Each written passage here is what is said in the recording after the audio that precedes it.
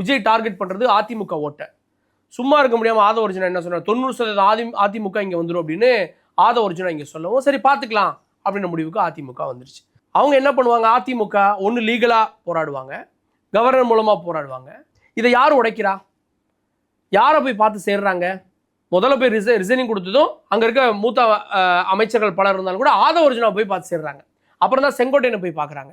So இப்போ யார் இதை உடைக்கிற வேலையை ஆரம்பிச்சிருக்கா அப்படின்றத கவனிச்சுட்டு இருக்காங்க.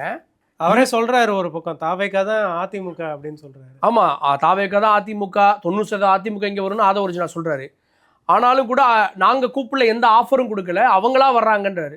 அப்படியா அப்படின்றத வாட்ச் பண்ணிட்டு இருக்காங்க. டெல்லி வாட்ச் பண்ணுறாங்க. இன்னொருபடி மேலே போய் சிபிஐ கேஸ் கேட்குறாங்க இல்லையா, சிபிஐயும் வாட்ச் பண்ணுது. மார்ச் மாதம் பார்த்தீங்க அப்படின்னா விஜய் சிபிஐ என்கொயரிக்கு போனார் கரூர் சம்பவம் தொடர்பாக. அப்படியே பார்த்தீங்க அப்படின்னா ஏப்ரல் மே 2 மாதம் சிபிஐ அலுவலகத்துக்கு போன விஜய் திரும்ப டெல்லி போகிறாரு சிஎம்மா. சரிங்களா, அப்போ மகிழ்ச்சியாக வந்த விஜய் நல்லா பாருங்க, சிபிஐ என்கொயரியை முடிச்சுட்டு அந்த ஆஃபீஸுக்கு உள்ளேருந்து வெளியில் வரப்போ மேலே ஏறி நின்று மகிழ்ச்சியாக வெளியில் வந்தார். ஆனால் அரசுமுறை பயணமாக போன விஜய் மகிழ்ச்சியாக வரல. புரியுதா?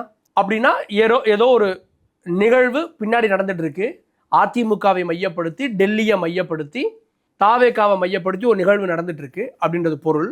இதுக்கு காரணமானவங்க மேலே வழக்கு பதிவு செய்யப்படலாம், தேர்தல் ஆணையத்திலையும் வழக்கு பதிவு செய்யப்படலாம்.